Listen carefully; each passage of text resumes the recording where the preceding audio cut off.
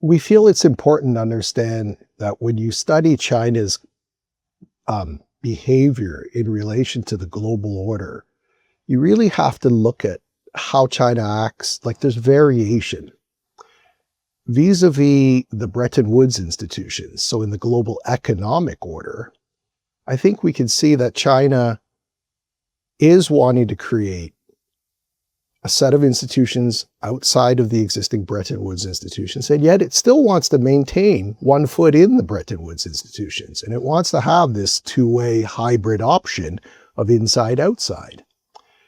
That's how it sees how its interests, national economic interests, can be protected and advanced.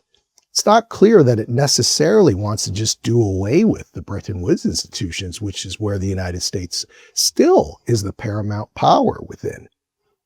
Right? The US has the largest voting share. It's up to the United States to decide, aka the Donald Trump administration, whether it still wants to be the number one and, a leader inside the Bretton Woods institutions. I understand that's up for review right now.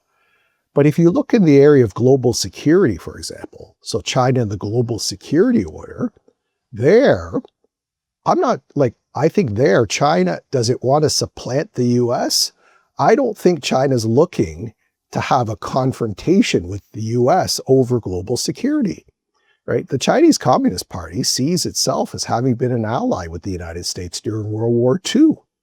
And I think it doesn't see itself as wanting to necessarily replace the United States as the dominant world power. There's all kinds of responsibilities that go along with it. However, if the United States and its Western allies provoke on the Taiwan issue, for example, then China sees that it has to step up to protect how the party state sees its national interests, which is a unified China. That includes Taiwan. So in that regard, if you push China on that, then China's going to have to respond on that, is how I think Beijing would see it. But it's not clear that it wants to necessarily replace the United States and all the global public security goods that go along with that as the leading global policeman of the world, right? So I think this is where, from Washington's vantage, often there's a China threat perception that China wants to replace the US one for one. But we say, you know what? I think it's important to see China's, to examine China's differing national interests in these differing areas of China and global governance. You have to open them up and then go inside